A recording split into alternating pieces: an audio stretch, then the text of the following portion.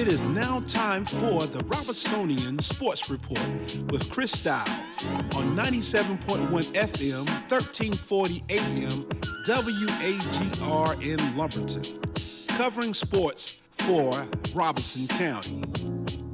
Now here's your host, Chris Stiles. And a pleasant Thursday morning to you here on the Robesonian Sports Report on WAGR. I'm your host, Chris Stiles, sports editor at the Robesonian here on Thursday morning, November 21st, and going to look at sports around Robeson County as we do each week. A little later on, we'll have UNCP women's basketball coach Kendra Samuels-Eaton joining us, and we're going to kind of do a hybrid show here of some football, some basketball here as we're in what those of us in the industry like to call crossover season. And so jumping right in with football, state playoff results here in Robeson County. Only one playoff qualifier, that was St. Paul's, and they lost to East Duplin in the first round, 33-13 on Friday night at GS Kinlaw Stadium. This was one of those games that what it looked like for the first quarter of the game was not what it turned out to be. St. Paul's went up 13-0 with a couple of Theophilus Setzer touchdown runs early on, but then did not score again, and East Duplin scored 33 unanswered points the rest of the way. After those first two touchdown drives for St. Paul's, the Bulldogs, they had gained 120 yards of offense through those first two drives, but then just 75 yards the rest of the half and 137 the rest of the game as they struggled to move the ball. And East Duplin, on the other hand, just very methodically ran for 334 yards. Yes, they had some big plays, but a lot of it was just, to use the words of Mike Setzer, little jabs. 3, 4, 5 yard gains here and there. Sean Davis ran for 218 yards and 3 touchdowns on 25 carries for the Panthers. Aaron Holland, 106 yards and a touchdown for them as well. East Duplin got on the board with 9 minutes and change left in the first half. It was 13-7. After that, with a Sean Davis run, that stayed the score until halftime. And then the Panthers scored on every second half possession that they had. A 30-yard pass from Branson Norris to Zachary Ball, which tied it up. A 54-yard run by Sean Davis gave them the lead with 4.5 minutes left in the third quarter, 20-13. The next drive, they converted 2 fourth downs and scored on a 4-yard Aaron Hall run. And then St. Paul's fumbled it back to East Duplin. They scored another one to put it away, essentially, with a Sean Davis 3-yard run with about 2 minutes left. This is a St. Paul's team that still accomplished plenty this season, 8 wins and a conference championship, their first in 3 years. So nothing to hang their heads about. This was a tough matchup for a first-round game, a tough draw. Yes, East Duplin came in at 5-5 and was the 25 seed in the 2A East region. But this is a tradition-rich East Duplin program that just 2 years ago won the state championship, that was playing some of their best football down the stretch after a slow start, and came in and getting healthier and came into St. Paul's and got the win. This is the third straight season that no one from Robeson County has advanced out of the first round of the state playoffs. And hat tip to former Robesonian sports editor Jonathan Bim on this one.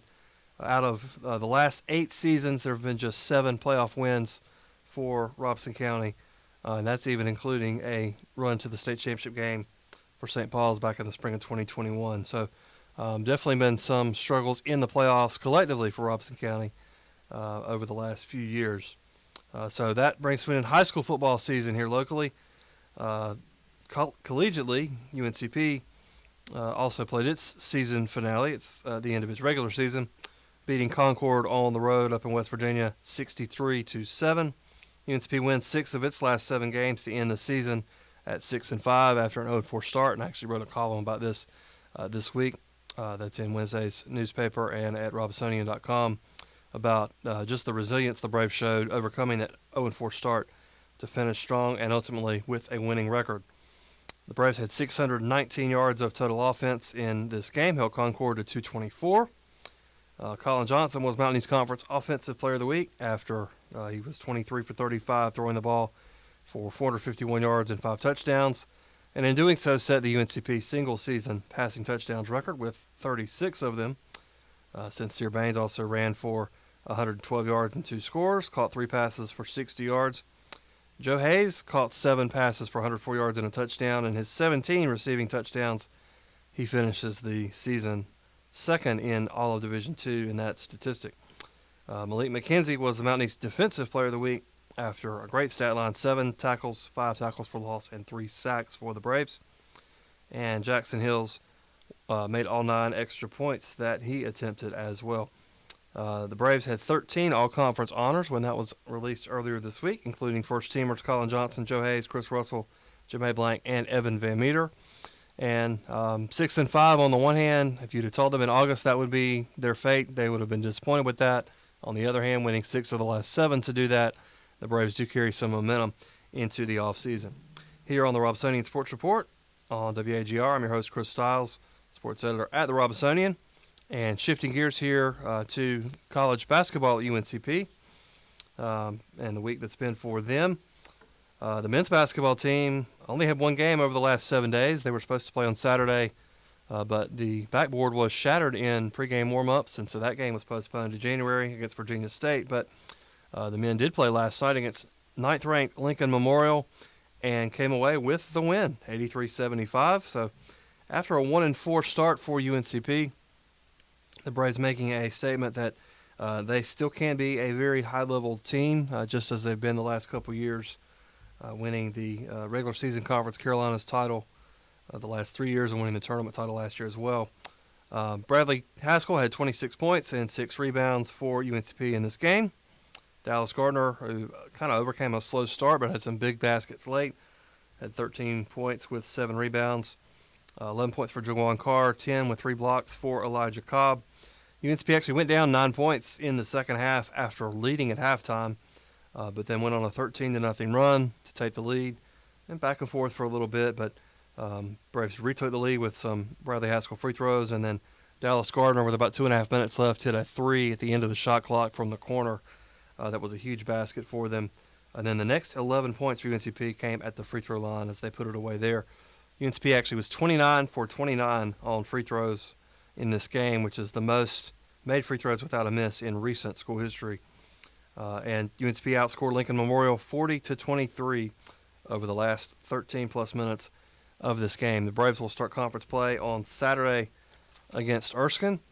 And not to be outdone, the Lady Braves of UNCP also picked up a big win last night over Fayetteville State, 63-56.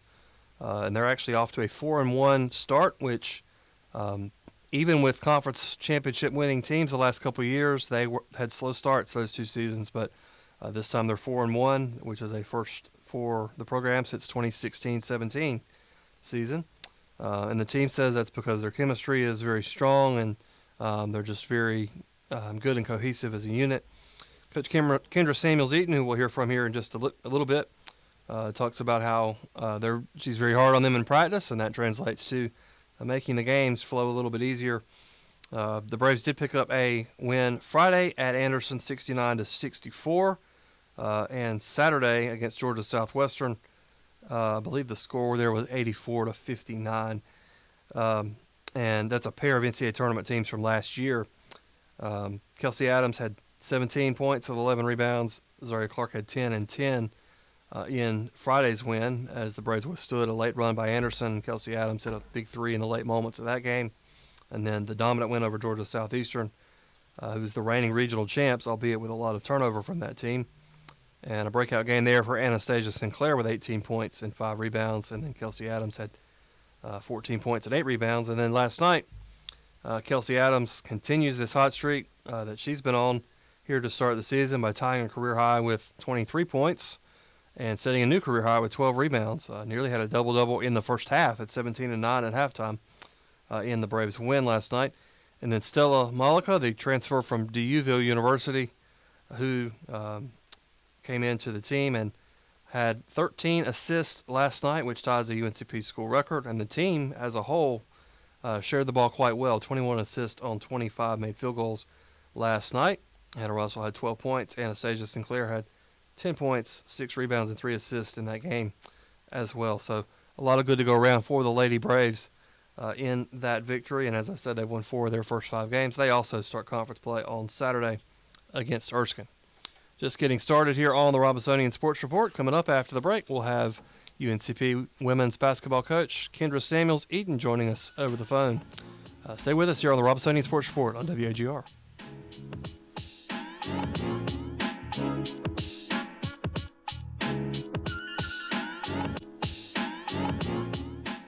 Back on the Robesonian Sports Report here on WAGR, and we're joined over the phone by UNCP women's basketball coach Kendra Samuels-Eaton. How's it going, Coach? I'm doing well. How are you all doing today? Doing good. Good. And your Lady Braves off to a 4-1 start. So, how would you assess how your team has played so far this season? I think we're playing okay. Some people say 4-1 is a good start, but in our eyes, I feel like we could play a little bit better. I'm still trying to figure out how we can basically rebound the ball. That's one emphasis that we talk about every day in practice. And another thing is we have to take care of the ball. So trying to limit our turnovers to about 14 to 12 turnovers a game. Once we do that, I think we'll have a great team out there. I think overall we're still trying to figure out what pieces play well together. But at the end of the day, we're figuring out how to get the win, and I think that's important right now. So. Yeah, the win over Fayetteville State last night. But before we talk about that, I want to talk about over the weekend, defeated a couple of NCAA tournament teams from last year in Anderson and Georgia Southwestern. So how important was it to go there to that challenge event in Anderson and come away with a couple wins over some programs that people probably recognize as having been successful here the last few years? So it's so funny when we were looking at the schedule, I was like, yeah, we can do it. And then the games, right before we played, I was like, wow, why did we schedule these games? Because I didn't know if we were ready. But I thought that our young ladies took the game plan and ran with it. We believe in being, in our scouts. We believe in, working together for a common goal, and that was to win those games. And so the first game was an up-and-down game. I give kudos to Coach JD over there at Anderson. It's a great team, and so we really had to fight that one through. Back and forth. I think Kelsey hit a big three to help us go up for good, and we kind of just went on from there. And then Georgia Southwestern, I just felt like we were just, ready to play. I think, the weekend before we didn't really play well in our second game against Coker, and we felt like we had something to prove. And I thought our young ladies came out focused, ready to defend, ready to make shots, and ready to play together. And last night scored a 63-56 win over Fayetteville State. So Kelsey Adams tied a career high with 23 points and set a new career high with 12 rebounds in that game. And she's been playing at that level pretty much every game so far. So how important is it to have her kind of that on every game and that consistent as she's been? Kelsey, like I tell people, when I first came back, a lot of people don't understand I was here a few years ago, and I helped recruit Kelsey here. And so when I came back, my first goal was to meet with some of those returners that I knew would help us succeed. And Kelsey was one of those young ladies. And I challenged her. I challenged her to be a little bit more mature. I challenged her to be a leader on and off the court. And she's doing all the little things to help us win together as a team. And so Kelsey really had a good night. I challenged our team, like I said, as a whole to rebound, and I think we out-rebounded them 43 to about, I want to say they had about 31. And so that was one of our goals for the game, and we succeeded in that. And I think that's kind of what helped us, get that win last night. And then one of the newcomers for you guys, Stella Malika, tying a school record with 13 assists. So how big has she been so far in facilitating for y'all offensively? Stella has definitely been our dark horse. A lot of individuals didn't know about Stella. She was at DUville, D2 up north, and she got in the portal, and I just thought that she could help us after losing Anaya McManus, a PG that could run the floor and could score. We knew that we needed somebody to replace that void, and so we went into the portal and found Stella, still trying to get her to score a little bit more, but she says she's a pass-first PG. You could tell that she really calms us down when she got in foul trouble. That's when our press O wasn't the best, and so we know we have to keep her on the floor just to make sure our floor general is making sure everybody is involved and making sure everybody is calmed down within our offense. And Anastasia Sinclair and Hannah Russell, both emerging for you guys, I think, as more confident players than what we've seen from them in the past. So how impactful could they continue to be for you guys? I think it's very important. Coming in, I give kudos to our staff. I challenged our staff to make sure we get our young ladies in the gym, working on their craft. That way they can get that confidence. Confidence is important, but I said the only way you can get confidence is if you go in those gym and you shoot those shots and you take the time out and perfect your craft. And Anastasia is one of those individuals that is getting better each and every day. I feel like the sky's the limit, not only for her, but everybody else on the team this year. Here on the Robesonian Sports Report on WAGR, I'm your host, Chris Stiles, and we're talking with Kendra Samuels-Eaton, the head women's basketball coach at UNCP. So conference play starting this weekend with Erskine coming to town. So not just necessarily for that game, just in general, what are kind of some expectations for you guys as conference play begins? The biggest thing is not, be complacent. We had some big wins, but I tell our staff, I tell our student athletes every day, we want to get 1% better every day. The past is the past. We're looking forward to the next game, which is the conference game, because, for our conference, in order to make it to the NCAAs, you got to win out our conference. And so that is one of our goals. One of our goals is, like I told you earlier, take care of the ball, rebound the ball, and shoot more shots. We want to get more attempts than our opponents. We haven't been doing that the last few games, and so the only way we can do that is, taking care of the ball. And so that's one of our goals going in, playing against Erskine on Saturday. And you're 5 games into your first season as head coach at UNCP and your first head coaching job overall. So how has the job kind of matched whatever expectations you may have came in with? I honestly, it reached the expectation that I thought it was going to be. I've worked for a lot of great individuals throughout my life, throughout the state of North Carolina, and I always felt like if I got the opportunity that I will be prepared, because each coach that I worked for kind of threw me under the fire in regards to trying to get things done, challenging me to think outside the box, challenging me to work on my scouts, challenging me to making sure our student athletes are prepared. And so when this opportunity came, it's kind of just trusting myself, and assuring that it's capable, I can do this.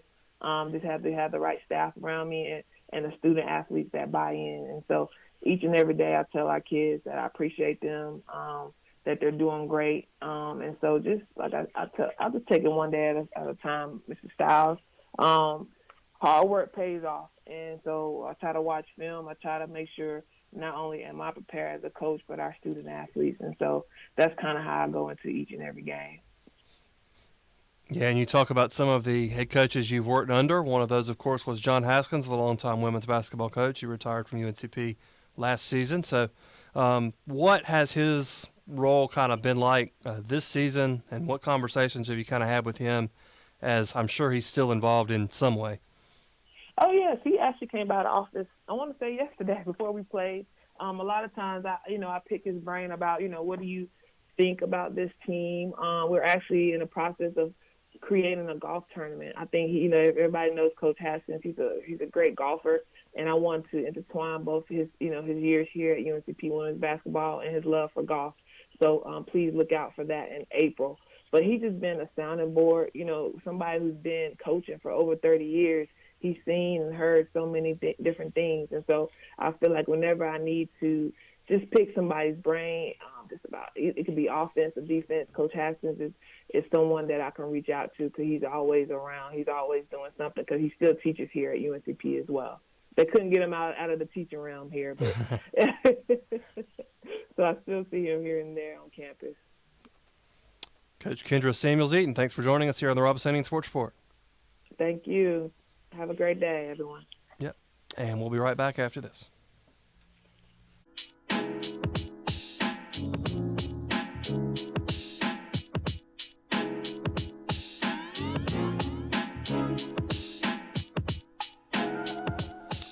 Back on the Robesonian Sports Report on WAGR, and for our last segment, going to quickly go over some high school basketball results and upcoming schedules as well for here in Robeson County.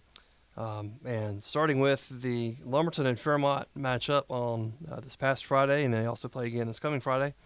That's kind of the headliner of what's going on the last week here locally. At Lumberton last Friday, where Danny Graham Court was dedicated, Coach Danny Graham Court, I should say. And so there's a story on that in the print edition of the Robesonian and on Robesonian.com, separate from the game coverage. A well-deserved honor for the longtime girls basketball coach at Lumberton and a state champion coach. But on the floor, the Lumberton boys defeated Fairmont 43-35 in the opener for both teams on Friday. Fairmont had an early lead, but Lumberton kind of caught them by halftime and then pulled away a little bit in the second half, with Nate Lawson scoring 15 points, Jaden Shepard 11 points and 7 rebounds to lead Lumberton. Landon Cummings leading Fairmont with 11 points. Since that game on Friday, Lumberton's beaten Hope County 53-39 last night. Jaden Shepard with a big game for the Pirates, 26 points, 18 rebounds, 3 assists, and 7 steals. Amari Jones, 11 points and 7 assists, and another 15-point game for Nate Lawson. And then Lonnie Porter also with 13 rebounds for the Pirates in that one last night. Fairmont, since Friday, has lost to 71st, 65-50, with Xavier Johnson scoring 17 points in that one. Nearly a double-double for Josiah Billings with 9 points and 12 rebounds. The teams will play again Friday in Fairmont. And Lumberton and Fairmont girls also played on Friday, where Fairmont won 62-45 to open the season. And the Golden Tornadoes actually jumped out to a big lead here, led 33-10 at halftime of this game, and then cruised in the second half. Tanaya Sims, who signed on Thursday to play collegiately at Winston-Salem State, where former St. Paul's head coach Mike Moses is incidentally on the staff, and that was a big part of that recruiting process. But Tanaya had 22 points and 11 rebounds against the Pirates on Friday night. And a couple of very strong freshmen for the Tornadoes, Aaliyah Duran with 11 points, Lyric McNair 7 points and 8 rebounds in their high school debuts in that game. Andrea Brown led Lumberton with 23 points and 8 rebounds. Fairmont girls have not played since Friday. Lumberton beat Hope County 43-21 on Wednesday night, with Charlie Whitley scoring 15 points with 7 rebounds and 4 steals. Gabby Locklear, 12 points, 6 rebounds, 6 assists, 5 steals in that game as well. And like the boys, the girls play again Friday night in Fairmont. So always a fun series between Lumberton and Fairmont early on in the season. And, of course, we could see them once again in the Robeson County Shootout coming up in December as well. The Purnell Sweat boys and girls each played Union Pines on Tuesday night. The boys lost 64-45 to the Vikings. It was a close game in the first half, and then Union Pines pulled away with a 25-point third quarter. Colin Sampson scored 13, and Jeremiah Barnes had 10 for the Rams. And Sampson's going to be their leading scoring option throughout the season, if last year was any indication, when he had a great individual season. The girls for the Rams lost 59-17 to Union Pines, and Purnell Sweat struggled in this one, scoring 5 points or less in every quarter. And Union Pines actually started the game on a 21-0 run. Last season, the Rams had a lot of growing pains. This year, they might be actually even younger after some players graduated, and they have another first-year head coach in Mike Smith. So Purnell Sweat's boys and girls both go to Hope County on Friday night. Here on the Robesonian Sports Report on WAGR, I'm your host, Chris Stiles, going over some high school basketball, kind of looking at each team individually. And Red Springs boys and girls have each played 3 games already. They're kind of the frequent flyers, if you will, of this early season stretch here locally. And the Red Devils boys lost to Douglas Byrd 59-55 on Friday, lost to Cape Fear 60-27 on Tuesday, and to Grace Creek 64-62 on Wednesday night. Tough start for the Red Devils. And Douglas Byrd actually had a 83-game losing streak dating back to 2020 that was snapped in that win over Red Springs. Against Cape Fear, Khalif Brown had 12 points for the Red Devils, and then he had 18 last night against Grace Creek, with Darren Wilkins scoring 23 in that game. They actually made a big fourth quarter comeback that came up just short in that one. And then for the Red Springs girls, they beat Douglas Byrd 50-42 on Friday, lost to Cape Fear on Tuesday 61-26, and lost to Grace Creek last night 57-35. In the Douglas Byrd game, Nakira Hunt had a big breakout game for them with 23 points. and Monica Washington nearly had a double-double in that game. You know Monica's going to be a big force in the post for them all year, as she has been throughout her high school career. A couple tough matchups against larger schools here, but the Bird win does give the Red Devils something to build on. And Red Springs boys and girls both host Pender on Monday. And the St. Paul's boys and girls, St. Paul's boys have yet to play. They're delayed off the football team's playoff appearance under first-year head coach Ted Gaskins, a 35-year coaching career for him, and he's returning to the coaching ranks after a few years away. He coached mostly at Lumberton, but also at Purnell Sweat and elsewhere in his career. And the Bulldog boys are scheduled to play Friday at West Brunswick. The girls have played a couple of times already. They beat Hope County on Monday, 61-47. Beat Topsail last night, 56-45. Zari Shipman had 24 points, 5 rebounds, 5 assists, and 7 steals in that game against Topsail. And Alyssa Monroe had 16 points and 10 rebounds with 5 steals for the Bulldogs, as well as Zakoria Davis had 11 points for St. Paul's in that game. So even with Jashante Harris graduating, definitely some talent still there for St. Paul's, and a chance for them to kind of maintain the level of play they've had over the last few years. Of course, you can read about all this at the Robesonian, or in the Robesonian in the print edition, or on Robesonian.com. High school and UNCP basketball coverage, of course, is ongoing, as it will be until whenever the season ends around early to mid-March. And I mentioned the Coach Danny Graham Court dedication story as well. I'm working on all-county high school soccer teams this week for publication in this weekend's edition. I mentioned a column on UNCP's football season coming to an end and the resilience they've shown throughout the fall, fighting back from a slow start for a winning record. And then the middle school football county championship is also tonight. St. Paul's Middle will face Lumberton Junior High at 6 p.m. at Lumberton High School, and the Robesonian will be there to cover that as well. So plenty of stuff going on in the local sports scene and in the Robesonian. For Paul Matthews here at WAGR, I'm Chris Stiles, sports editor at the Robesonian. Thanks to Kendra Samuels-Eaton for joining us earlier. And thanks to you for joining us as well here on the Robesonian Sports Report on WAGR. We'll see you in a couple of weeks.